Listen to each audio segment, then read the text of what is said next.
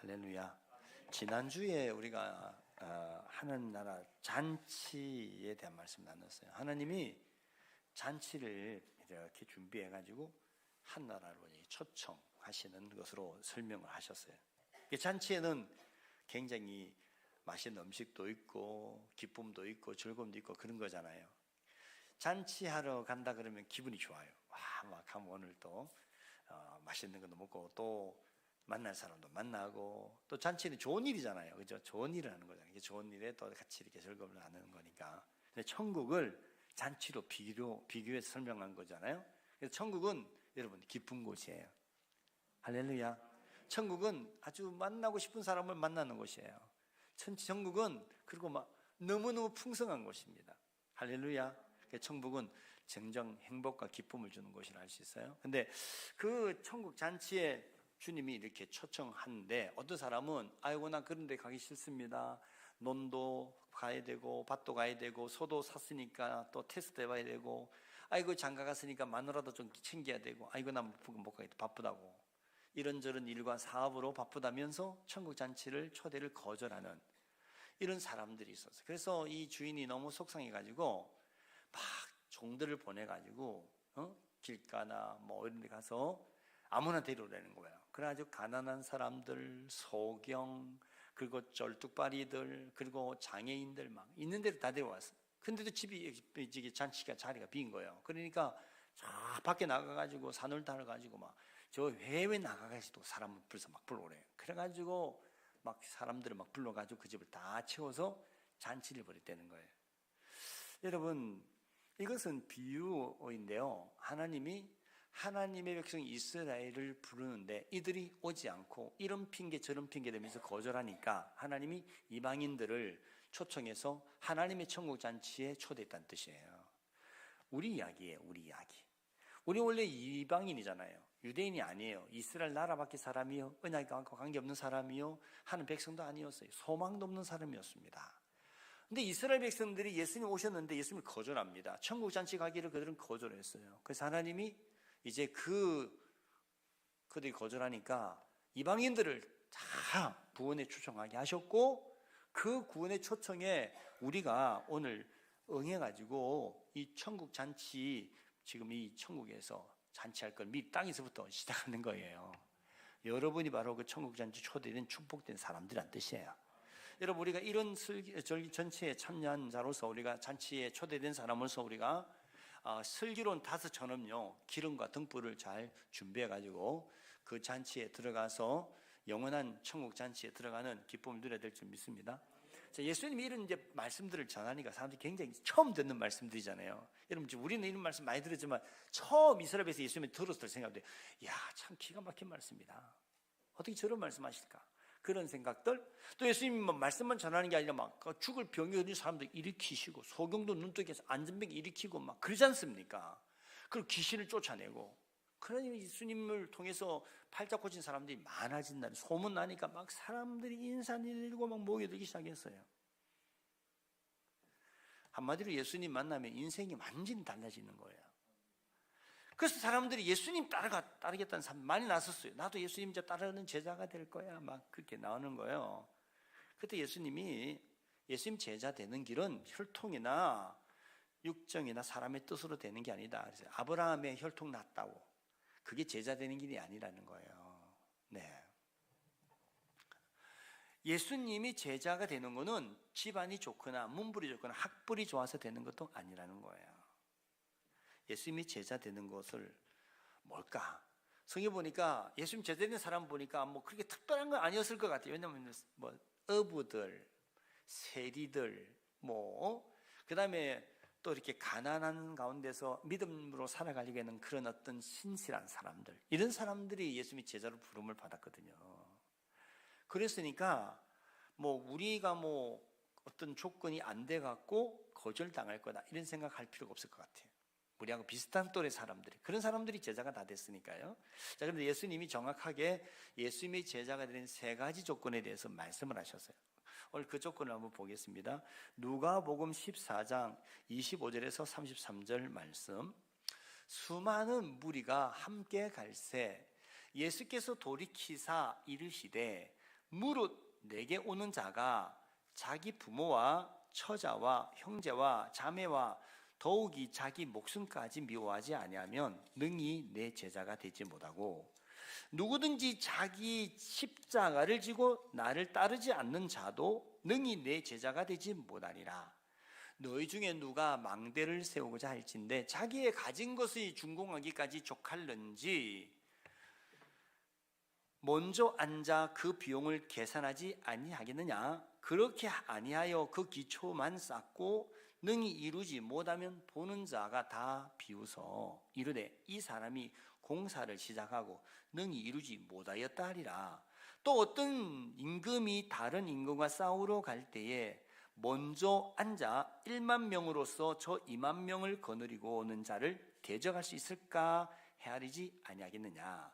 만일 못할 터이면 그가 아직 멀리 있을 때에 사신을 보내어 하친을 청할지니라. 이와 같이 너희 중에 누구든지 자기의 모든 소유를 버리지 아니하면 능히 내 제자가 되지 못하리라. 이게 반복되는 단어가요, 능히 내 제자가 되지 못한단 말이 3번 나와요. 제자가 될 수 없다는 거예요. 그 제자가 될 수 없는 이유를 다르게 돌리면 제자가 되려면 이 조건이 3가지 있어야 된다는 이야기를 하는 거죠. 여러분, 예수님이 제자가 되기 위해서 3가지 조건 오늘 말씀을 나누려는데, 근데 이제 그 전에 그 예수님이 제자가 꼭 돼야 될 필요가 있을까? 한 생각해 봐야 되잖아요, 그죠? 예수님이 제자가 되는 게 뭐 대단한 건가? 이걸 생각 좀 해봐야 된다는 거예요. 오늘 본문 이야기했어요. 비유로 예수님이, 야 봐라, 그 망대 집을 짓는 사람이 집 짓기 전에 얼마나 들어갈지 계산을 해놓고 그 준비하고 집을 지어야지, 안 그러면 집 짓다가 그냥 기초만 해놓고 못 짓고 사람들의 손가락질 받게 된다. 또 어떤 사람 임금이 전쟁을 치는데 저 상대방이 2만 명이고 내가 1만 명의 군사를 갖고 어떻게 대적할 수 있을까 계산해보고 싸워야 될 문제인지 아니면 화친을 쳐야 될지 이런 걸 생각해보고 그렇게 해야 된다는 거예요. 그 말은 무슨 뜻인가 하면 예수님 제자가 되는 거를 무턱대고나 제자 되겠다 그렇게 해서는 안 되고, 예수님이 제자 되는 게 진짜 인생 팔자를 진짜 내가 걸 만큼 그런 정말 일인가, 그게 생각을 곰곰이 해보고 딱 확신이 들거든. 그게 다 올인해야 된다는 거예요. 여러분, 예수님이 제자 되는 게 정말 한번 우리 인생을 걸만한 일일까? 성경의 말씀을 제가 몇 가지 좀 한번 가지고 여러분하고 한번 도전해 보겠어요. 누가복음 22장 30절 말씀을 봅니다. 너희로 내 나라에 있어 내 상에서 먹고 마시며 또는 보좌에 앉아 이스라엘 12지파를 다스리게 하려 하노라.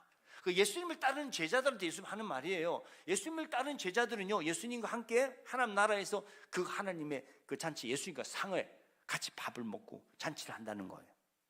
여러분, 그 참 예수님 한 아들이잖아요. 온 세상을 다스리는 하나님의 아들이잖아요. 그분과 함께 상에 밥을 먹는다는 것은 엄청난 영광을 누린다는 뜻이에요. 뿐 아니라 예수님과 함께 보좌에 앉아가지고 12지파를 다스리는 그런 통치자의 참여에 우리가 한다는 거예요. 예수님이 제자 된다는 게 이렇게 영광스럽다는 거예요. 또 우리 좀 말씀을 좀 더 가볼게요.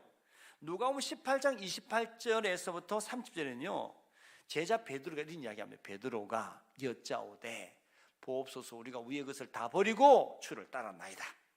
이르시되 내가 진실로 너에게 이르노니 하나님의 나라를 위하여 집이나 아내나 형제나 부모나 자녀를 버린 자는 현세의 여러 배를 받고 내세의 영생을 받지 못할 자가 없느니라 하시니라. 그 제자 베드로, 예수님, 우리가 예수님 따를 때 다 버리고 따랐습니다. 그 무슨 국물이 있습니까? 괜찮으니까 예수님이 있지. 그러면서 말씀이 나를 따른다고 부모나 처자나 또는 모든 걸 다 버리고 따른 자들은 이렇게 말합니다. 현세에 여러 배를 받고 그리고 내세에 영생을 받지 못할 자가 없느니라. 한마디로 현세와 내세에 아주 대박 터진다는 거예요. 성경의 다른 성경은 지금 누가복음은 여러 배 안 되지만은 다른 성경은 100배를 받고 이렇게 나왔어요. 100배. 여러분 100배는 굉장히 100배 이러면 100배인가 이렇게 좀 이러면 감이 안 잡히니까 예를 들어 제가 설명해 볼게요. 우리가 투자하잖아요, 그죠? 투자하면 이게 돈을 이렇게 버는 거를 우리가 투자하지 않습니까? 100원을 투자했는데 100원을 더해서 200원을 벌었어요. 어떻게 많이 거둔 거죠. 100원 하니까 작게 생각하지. 10,000원이면 10,000원 좀 작게 생각하지는 1억을 투자하는데 1억을 버는 거예요. 어때요? 굉장하잖아요. 근데 거꾸로 보세요. 100만 원을 투자했는데 1억을 버는 거예요. 1억을 투자했는데 100억을 버는 거예요. 어떻게? 투자할 만한 거 있습니까? 100번 투자해야지 이거. 안 그렇습니까? 1억 투자하고 100억을 번대는데 아주 집 팔아가지고 1억 투자해야 돼. 이때는 막 100억 번대는데 예수님이 비유를 들은 거예요. 나를 위해서 네 인생을 걸면 내가 금생 인생을 사는 현세에도 내가 100배를 받게 하고 내세에도 영생을 얻게 될 것이다. 예수님 따른다는 게 이렇게 대박나는 일이라는 거예요. 그러니까 충분히 인생에 여기다 투자할 만한 어때요? 가치가 있다는 거예요. 여러분 어떻게 한번 예수님이 제자가 되기로 작정이 되겠습니까? 이 정도 기도면 한번 해만하지 않겠습니까? 자, 근데 조건이 있어요. 아무나 제자 되는 게 많은 올 보니까요, 많은 사람들이 예수님께 왔대요. 예수님 이 말씀하기 그때 많은 사람이 예수님 제자 되겠다 온 거예요. 예수님이 근데 딱 오는 사람 보고 야, 내 제자 되려고 왔는데 너희들 생각 좀 잘해보고 계산 잘해보고 따라와야 된다. 그러면서 예수님이 하신 말씀이에요. 첫째, 26절 다시 볼게요. 무릇 내게 오는 자가 자기 부모와 성경을 보여주세요. 자기 처자와 형제와 자매와 더욱이 자기 목숨까지 미워하지 아니하면 능히 내 제자가 되지 못하고 그랬어요. 첫 번째 조건이 뭔가 하면 내가 사랑하는 가족들, 부모, 형제, 처자, 아내와 아들, 딸들이잖아요. 그리고 심지어는 자기 목숨까지 미워하지 아니하면 내 제자 되지 없다. 이렇게 했어요. 예수님 제자 되려면요, 부모, 형제, 자매 다 미워해야 된다. 미워한다는 말이 굉장히 부모하고 원수지라는 뜻인가? 오해를 하면 안 돼요. 성경은 그렇게 말씀하지 않아요. 예수님이 여러분 이웃을 사랑하듯이 어떻게 사랑하라 그랬어요? 내 목숨까지 목숨처럼 사랑하라 그랬으니까 그 말하고 안 맞는 거잖아요. 그렇게 해석하면. 그러면 한편은 예수님이 막 목숨을 바쳐서 사랑하라 그래놓고 또 이번 본문에는 미워하지 않으면 능히 내 제자 되지 못한다. 근데 그럼 미워하다는 단어를 정확하게 해석해야 된다는 거죠. 미워하다는 단어는 이게 단념하다, 포기하다, 그리고 분리하다는 뜻이에요. 좀 더 나아가면 이런 거예요. 예수님이 제자가 되는 사람은 예수님을 사랑하는 사람이고 예수님 따라가는 사람이잖아요. 예수님을 따라가는 사람들이 첫 번째 조건이 뭔가 하면 네가 사랑하는 형제, 네가 사랑하는 부모, 네가 사랑하는 처자식, 그리고 너 자신마저 네가 센터로 두고 중심으로 살아가는 삶을 단념해야 돼. 대신에 예수님을 중심으로 삼고 예수님을 네 인생의 센터로 삼고 사랑하며 살아야 돼. 이런 이야기예요. 심리적으로 미워하라 그런 뜻이 아니라 이것은 신앙적이고 영적으로 해석하는 거예요. 주님을 절대적인 분으로 내가 믿는 자로서의 삶의 우선순위를 주님께 둬야 된다는 뜻이에요. 예수님이 제자가 되기 원하는 사람은 예수님 중심의 인생을 이제 살기로 작정한 사람이에요. 예수님 가자 그러면 가야 되고 예수님 오라 그러면 와야 되는 거예요. 예수님을 따르기로 작정했으니까. 여러분, 우리가 이리저리 매여서 사는 사람이 많잖아요. 그죠? 근데 예수님을 따르는 사람은 그 내가 매여 있는 것이 우선적인 게 아니고요, 예수님이 더 우선적이라는 거예요. 자, 성경 말씀 볼게요. 예수님의 제자들도 실제 예수님 부름 받았을 때 그렇게 했다고요. 베드로, 야고보, 안드레와 요한은 예수님 부름 받았을 때 예수님 말씀한 대로 그렇게 합니다. 한번 보세요. 마태복음 4장 18절에요. 갈릴리 해변에 다니시다가 두 형제 곧 베드로라는 시몬과 그 형제 안드레가 바다에 금을 던지는 것을 보시니 그들은 어부라. 말씀하시되 나를 따라오라. 내가 너희를 사람을 낚는 어부가 되게 하리라 하시니 그들이 곧 그물을 버려두고 예수를 따르니라. 거기서 더 가시다가 다른 두 형제 곧 세베대의 아들 야고보와 그 형제 요한이 그의 아버지 세베대와 함께 배에서 금을 깁는 것을 보시고 부르시니 그들이 곧 배와 아버지를 버려두고 예수를 따르니라. 예수님이 야, 나를 따라와. 나처럼 나를 따라서 사람을 낚는 어부가 되라 하고 예수님이 부르셨다는 거예요. 제자로. 그때 베드로와 안드레, 야고보, 요한이요 배도 버리고 그물도 버리고 아버지도 버리고 예수님을 따랐다는 거예요. 여기 버리다는 것 말씀이 오늘 미워하다는 단어와 같은 거예요. 그것은 내 우선순위에서 그것을 단념하고 예수님 우선순위로 이제 내가 다시 한번 순서를 정해서 살아가기로 작정했다는 거죠.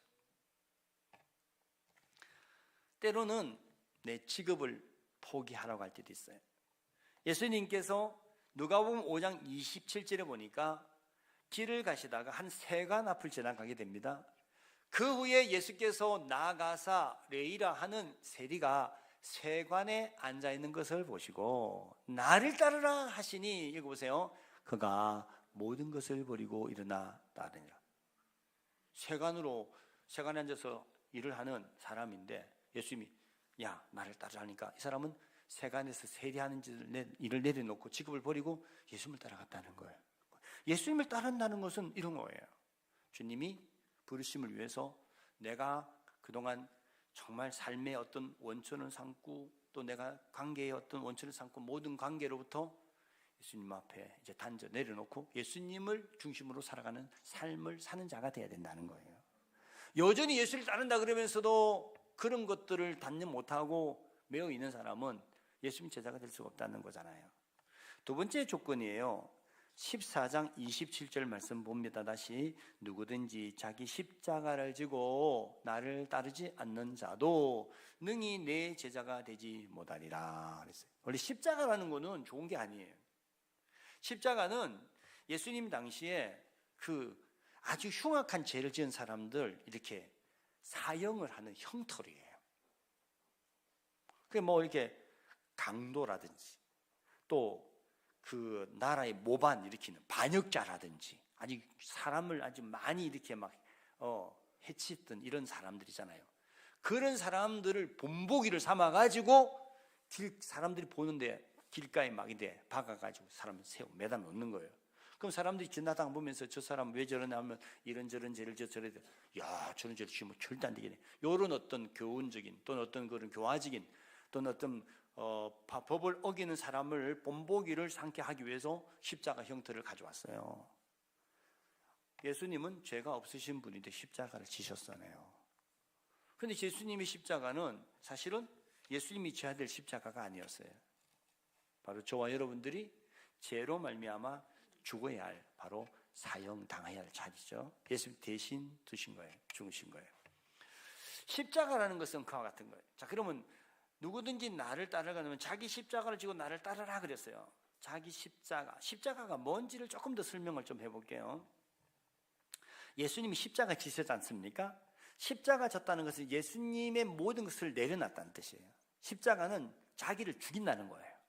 포기한다는 거예요. 부정한다는 거예요. 예수님이 이 땅에 오시기 위해서 하나님의 보좌를 버리고 하나님 아들의 능력과 권위와 모든 영광과 의미를 버리고 사람이 되어가지고 오셨어요. 예수님이 오신 그 자체부터가 십자가입니다. 이해되셨나요? 십자가는 자기 모든 걸 다 내려놓는 것이에요.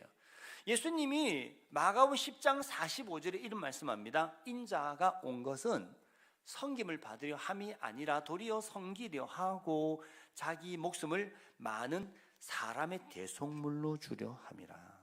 예수님이 이 땅에 오신 것은 자기 생명을 누군가를 위해서 주기 위해서 오셨다는 거예요. 대신 죽으려고 오셨대요. 섬김 받으러 온 게 아니라 섬기려고 오셨다는 거예요. 그래서 예수님께서 하나님과 근본 본체 한 동등됨을 여기지 아니하고 자기를 비워 종의 형체를 가져 죽기까지 순종하셨다는 거잖아요. 십자가가 바로 이런 거예요. 하나님이 예수님 통해서 우리를 사랑하신 하나님이 우리를 구원하시려고 자기 독생자를 희생시킨 거예요. 여기 십자가예요. 자기 희생을 시킨 거죠. 여러분, 예수님께서 제자들한테 십자가를 지고 따라라 이렇게 말씀하셨어요. 그게 조금 더 구체적으로 설명한 구절이었어요. 누가복음 9장 23절입니다. 읽어보세요. 같이. 또 무리에게 이르시되 아무든지 나를 따라오려거든 자기를 부인하고 날마다 제 십자가를 지고 나를 따를 것이니라. 여기서는 좀 설명을 해놨어요. 너희가 누구든지 나의 제자가 되려 나를 따라오거든 자기 십자가를 지고 나를 따라 그랬는데 그게 뭐냐니까 자기를 부인하고 라고 표현했어요. 십자가 지고 따르는 것은 자기를 부인하는 거예요. 나의 나됨, 나의 것 또는 내가 생각하는 모든 것을 내려놓고 부정하고 또는 포기하고 단념하고 그런 뜻이에요. 여러분, 예수님께서도 이 땅에 오셔서 십자가를 지셨는데요, 십자가는 사실 부끄러운 자리예요. 여러분, 예수님 십자가 할 때 발버둥 가운데서 매달렸어요. 사람들에 침뱉김을 당하고요, 막 욕을 얻어먹고, 예수님 그런 자리예요. 십자가는 모욕을 당하는 자리예요. 예수님이 그 자리에 올라갔다 이 말입니다. 근데 우리 보고도 너도 그런 자리를 마다하지 않고 가야 돼, 지금 그런 이야기잖아요. 너 예수 믿으려면 그런 모욕 당할 거, 너 사람들 손가락질 받을 거, 그런 것도 각오하고 따라와야 돼. 그렇게 말씀한 거예요. 히브리서 12장 2절을 보니까 예수님이 십자가 질 때의 심정을 이렇게 표현했어요. 예수님이 자기 앞에 있는 즐거움을 위하여 부끄러움을 개의치 아니하시고 십자가를 참으셨다 그랬어요. 예수님이요, 십자가에서 부끄러움을 당한 걸 참으셨대요. 그럼 부끄러움 당했다는 거잖아요. 부끄러워 죽겠는데 그래도 이 십자가를 지지 않으면 안 된다. 하나님이 나를 지으셨으니까 내가 쳐야지. 그리고 졌다는 거잖아요. 왜 그랬는가 하니까 자기 앞에 있는 즐거움 때문에 그랬대요. 십자가 지고 난 이후에 하나님이 주실 영광스러운 일, 그 즐거운 일, 기쁜 일이 있기 때문에 잠시 동안의 십자가 진 일을 참고 견뎠다는 거예요. 십자가는 마치 제가 생각할 때는 그런 것 같아요. 영광스러운 무대에 올라가려니까요, 꼭 무슨 계단을 올라가더라고요. 여러분, 막 올림픽 딱 그 게임 하면요, 이렇게 계단이 있어요. 그래서 시상대에 올라가잖아요. 높이 올라가. 자, 시상대까지 올라가는데 사람이 어떻게 해? 죽을 고생을 하고 연습을 하고 훈련하고 땀을 흘린 사람만이 올라가는 거예요, 그거.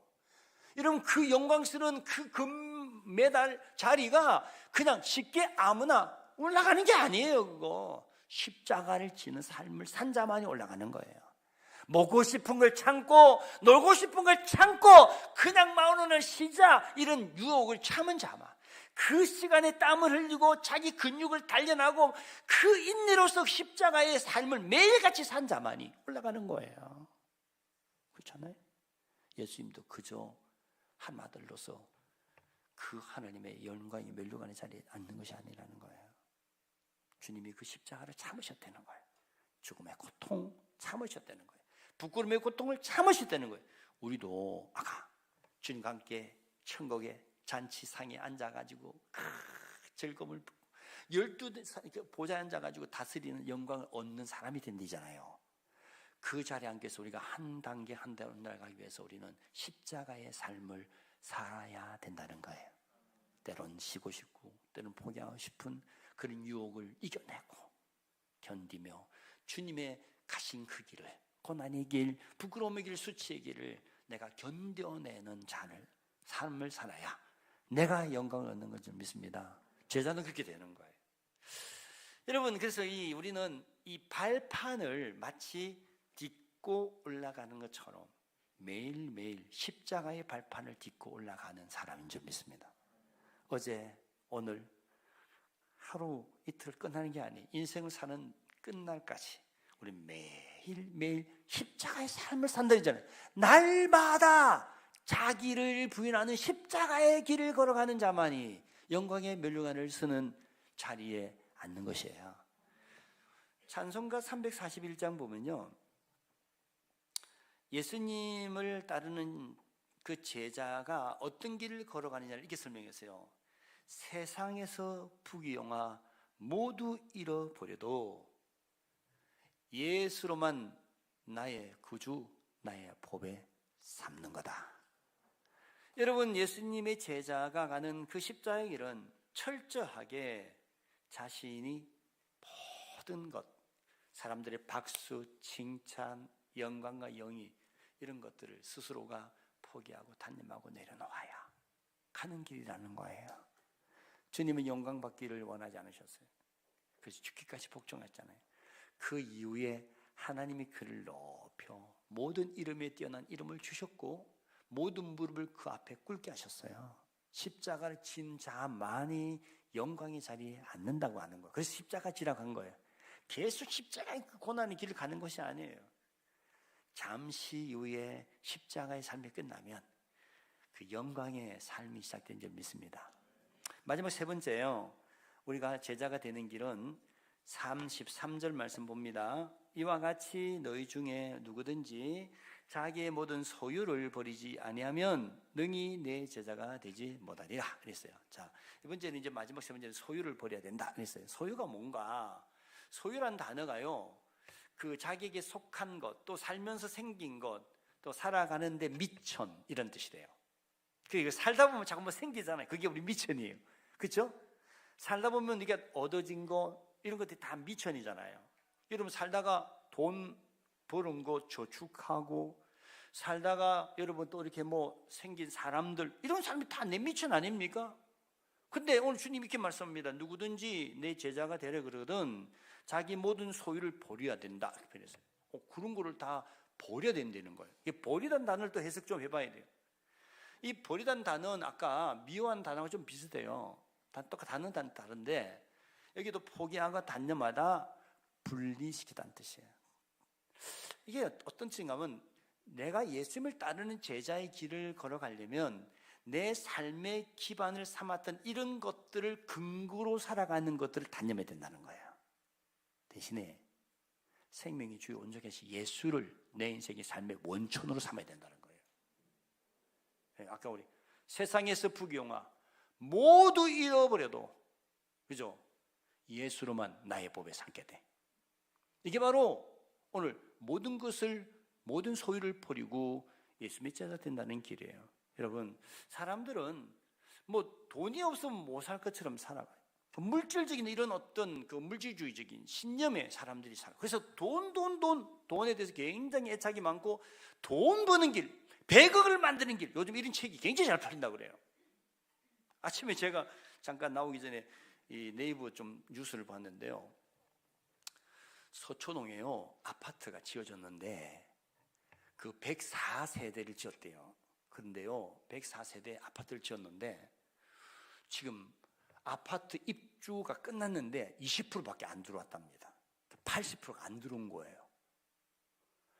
갑자기 이자가 많이 비싸지고 막 이렇게 은행 대출이 안 되고 하다 보니까 이렇게 대출 받아가지고 이렇게 해가지고 이렇게 해서 이렇게 하면 되겠지라고 계산하고 집을 계약한 사람들이 이게 돈줄이 막혀가지고 들어갈 수가 없는 거예요. 그래서 그 중에서 80% 중에 전체 이제 못 드는 80% 중에서 40%는 포기를 한대요. 나 이제 안 하겠다. 근데 포기가 그냥 하면 안 되더만요. 포기하면 위약금을 또 물어야 된대요. 그거 계약금도 굉장히 수천만 원 아마 그랬을 거예요, 그죠? 근데 그것도 수천만 원 또 물어줘야 되고. 그러니까 이게 참 물리기도 참 그렇고 들어갈 수도 없고 진퇴양난에 빠졌다는 거예요. 그 생각을 참 제가 감사했어요. 주여, 나는 돈이 없어가지고 거기에 투자를 안 해가지고 떼일 돈도 없고 걱정도 없어서 참 감사합니다. 제가 보니까 우리 새누리 영광교회 성도들도 비슷한 것 같아요. 저랑. 할렐루야. 여러분 그 못 들어간 것 때문에 어떻게 은행 이자 낼 건가 걱정하지 않으시죠? 개인이 그거 대박 날 거라고 그게 18억에 예약됐다네요. 분양가가 18억이래요. 근데 몇 평짜리냐? 18평 이런 거래요. 18평에 18억 어떻게 해? 그거 사면은 한 뭐 몇십억 돈 벌 거라고 생각했던 사람들 돈 투자했다가 지금 쫄딱 망하는 거예요. 여러분 돈에다가 인생 미천 사고만 가지고 안 된다는 아주 확실한 증거예요. 우리 요즘에 청년들이 그런 말 했어요. 올빵 한다는 말이 있어요. 올빵. 뭐 하나에 꽂힌 막 돈 다 팔아가지고 재산 막 다 팔아 또 이자 막 저기 이 뭐죠 융자 내 가지고 막 투자하는 거죠 막. 그래가지고 대박난 친구도 있고 그렇긴 해요. 그런 사람 보고 그렇게 한 사람들이 지금 지금 어려움에 처한 거예요. 여러분 세상의 소유에 올인하거나 올빵하다가는 절대로 안 된다는 거예요. 오늘 성경이 이렇게 말합니다. 예수님한테 올인하세요. 예수님 따르는 데다가 인생을 거세요. 지금 이야기하는 거예요. 누가복음 12장 15절 말씀 보세요. 예수님이 하신 말씀이 좀 이런 지금 올빵 하는 사람들 하는 이야기. 그들에게 이르시되 상가 모든 탐심을 물리치라. 사람의 생명이 그 소유에 넉넉한 데 있지 아니하느니라. 여러분, 재물이 인생을 좌우하는 게 아니라는 거예요. 그러니까 물질을 얼마나 더 많이 가지려고 소유를 막 더 많이 하려고 탐심을 갖고 더 많이 재산 늘리는데 인생 걸면 안 된다는 거예요. 예. 돈이라는 게 막 금방 이리 갔다 저리 갔다 막 날아다니더라고요. 저도 몰랐는데 우리 제자 중에 하나가 얼마 전에 비트코인 해가지고 100억을 벌 때 100억. 그래서 그 100억 가지고 뭘 해보려고 생각을 하다가 잠시 한 박자 늦추는 사이에 이 비트코인이 폭락을 해버렸답니다. 그래서 100억이 날아가 버렸대요. 그 사람 참 아깝겠어요. 100억이면 날마다 100억 그때 잡았어. 그거 땅을 샀고 집을 샀으면 내가 그냥 인생 팔자 고치는 건데 비트코인의 가격이 막 오랐다 내가니까 후회되는 거예요. 그거 참 그거 해가지고 100억에서 우리 교회다 1억에다 좀 헌금을 해줬으면 좋았을 건데 이렇게 생각을 우리가 하면 안 되겠죠.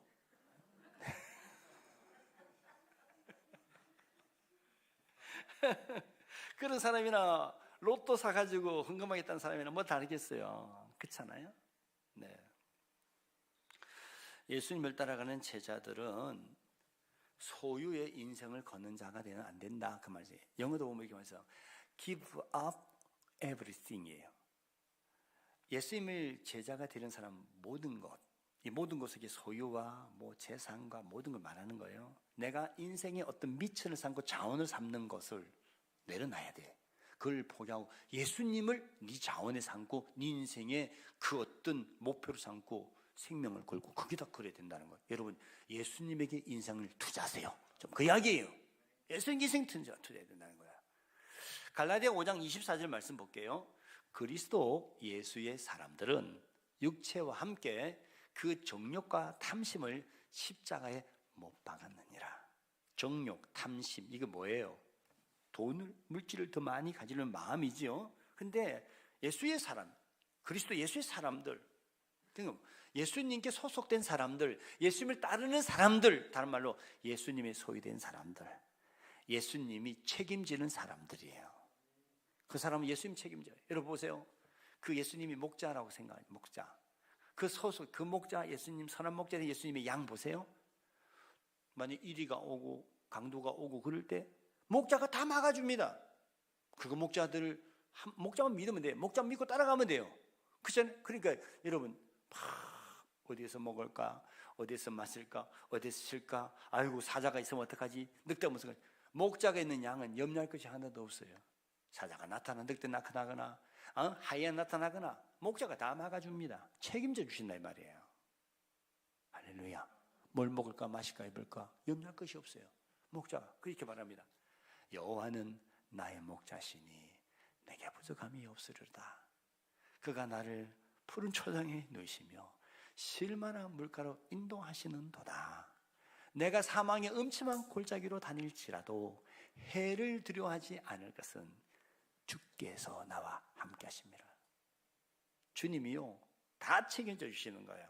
그 사람 오늘 말씀하잖아요. 야, 그런 사람들은 정욕과 탐심을 십자가에 못 박아라. 할렐루야. 그런 거 포기하고 주님이면 돼.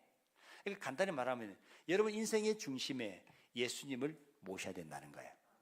사람, 내 형제, 부모, 자녀, 남편, 아내 아니고 예수님. 할렐루야. 내가 하고 싶은 어떤 목표 그런 거 아니고 예수님. 내 모든 소유가 아닌 예수님. 예수님이 내 인생의 중심을 삼고 살아가는 사람, 그 사람이 제자가 되는 사람이라는 거예요. 여러분 누가복음 18장 18절 22절 25절은 부자가 예수님 제자 되는 게 정말 어렵다는 걸 말씀 이렇게 설명합니다. 보세요. 어떤 관리가 물어 이르되 선한 선생님이여 내가 무엇을 하여야 영생을 얻으리까? 예수께서 이 말을 들으시고 이르시되 네게 아직도 한 가지 부족한 것이 있으니 내게 있는 것을 다 팔아 가난한 자들에게 나눠주라. 그리하면 하늘에서 내게 보화가 있으리라. 그리고 와서 나를 따르라 하시니 그 사람이 큰 부자이므로 이 말씀을 듣고 심히 근심하더라. 예수께서 그를 보시고 이르시되 재물이 있는 자가 하나님의 나라에 들어가기가 얼마나 어려운지 낙타가 바늘기로 들어가는 것이 부자가 하나님 나라에 들어가는 것보다 쉬우니라 하시네. 여러분, 어떤 돈 많은 젊은 청년이 부자가 예수님께 와가지고 어떻게 하면 영생 얻느냐는 거예요. 그 예수님이 뭐 거두절미하고 네 재산 다 팔고 가난한 자 주고 나를 따르면 된다 그랬어요. 그 예수님 아까 말씀과 똑같잖아요. 누군지 내 제자가 되면 자기 모든 소유를 다 버리지 않으면 능히 내 제자가 되지 못한다는 말과 똑같죠. 근데 이 사람이 재산이 너무 많아. 그래서 고민했어요. 예수님을 따라가야 되나? 이 재산을 지켜야 되나? 그 고민을 하다가 이 사람이 예수님 따라가는 걸 포기하고 자기 재물 지키러 집으로 돌아갔다는 거예요. 그러면서 예수님이 말합니다. 봐라, 재물이 많은 부자가 천국 따라가는 거, 그 천국 따라간다는 거, 다시 예수님을 따라가는 삶, 제자가 된다는 삶이 정말 어렵다. 왜냐하면 사람이 재물에 대한 애착이 너무 크니까 이걸 포기하고 간다기 너무 어렵다는 거예요. 근데 돈이 많은 사람일수록 재물에 대한 애착이 많다는 거예요. 우리는 뭐 재물이 없으니까 뭐 굉장히 포기가 간단하잖아요. 뭐 버릴 것도 없어요. 그렇지 않습니까? 근데 많은 사람은 많을수록 더 애착이 많다는 거예요. 돈이 빽이고 돈이 힘이고 돈이 권세라고 생각하는 사람들은 돈 없으면 자기가 아무것도 아닌 거 아니야. 그러니까 돈을 못 놓아. 그래서 이 사람들은 천국 못 간다는 거예요. 그래서 말씀합니다. 부자가 천국 가기란 낙타가 바늘기로 들어가는 것보다 더 어렵다는 거예요. 여러분, 낙타가 어떻게 바늘기로 들어가겠어요? 여러분, 낙타 보셨나요? 낙타 보지도 않고 그림만 보셨지. 성지순례 가면 낙타 봅니다. 성지순례 신청하세요. 지금 12명이 지금 돈을 붓고 있습니다.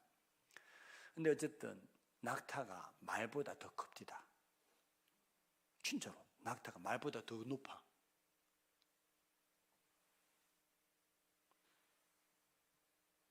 낙타 타면 2층 높이 올라간 것 같아요. 아시겠죠? 2층. 그래서 난 무서워서 못 하겠더라고. 그래서 안 타봤어요. 사진 찍을 때 한번 올라가 봤고. 근데 그 큰 낙타가 바늘길에 어떻게 들어가겠습니까? 예수님 말씀이 불가능하다고 말입니다. 부자가 제자 되는 것은 불가능해요. 부자가 천국 가는 건 불가능해요. 여러분, 어떻게 하실래요? 부자 돼가지고 그래도 이 땅에서 좀 잘 살아볼래요? 부자 되기를 포기하고 천국 가고 예수님 제자가 되려니까 오늘 성경 말에 그래서 생각해보라는 거예요. 나 예수님 제자 때 그러니까 함부로 생각하지 말라고. 사람들 너 살면서 그거 쉽지 않다. 그 유혹을 이기기 쉽지 않아. 돈 있으면 뭐 다 그 사람들이 막 100억 만들기 막 이렇게 해서 돈 버는 법 막 하는데 저는 이 생각이에요. 여러분, 그러면 돈 지금 이미 많이 된 부자들 있잖아요. 또 부자 집안에 태어난 아이들요. 그 사람은 이제 부자가 이미 됐습니다. 뭐 100억 만드는 거 아무것도 그 사람들 아니야. 그 사람 재산이 수조 원이에요. 자, 그런 사람들은 부자가 되고 싶어하는 사람들의 모든 로망이야. 다 이루었어. 네. 그래서 막 외제차를 그 뭐 옛날에 누가 말만 들어봤어요. 어느 뭐 기업체 사장 회장은요, 외제차를 요일마다 다른 걸 타고 다녔대요. 억짜리 막 수억짜리를. 어떻게 수억짜리 자동차 타면 막 한 나라 가는 기쁨이 생길까요? 그러시나요? 저도 외제차 뒤에 타봤는데요. 그 있잖아요, 우리 그 장례할 때 긴 차 뭐예요, 이거? 리무진. 제가 한번 타봤어요. 뒤 리무진도 한번 타봤는데 그냥 스타렉스 타는 거랑 똑같더라고요.